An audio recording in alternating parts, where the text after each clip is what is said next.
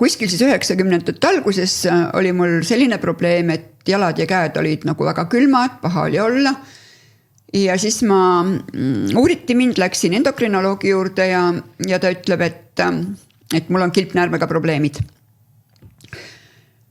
Ja jällegi, ma pean ütlema, et ilmselt mul ei sobi rohud, ütleme siis niimoodi. Need kilpnäärme rohud on ju väga mürgised.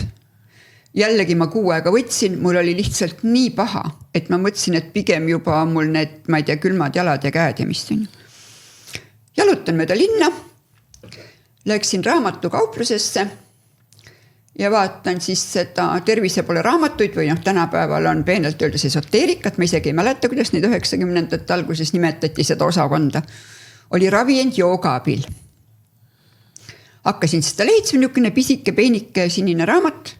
Tänaseks on see kadunud, ilmselt ma olen selle kellelegi andnud, ma juba olen mõnikord seda juba seal taga otsinud, enam ma seda ei leidnud juba siin mingisugune 20 aastat tagasi, kuhugi ta kadus või kellelegi andsin. Ja seal olid siis konkreetselt toodud harjutused, kuidas me siis saaksime oma kilpnääret nii-öelda ravida. Stimuleerida põhimõtteliselt. No jah, stimuleerida.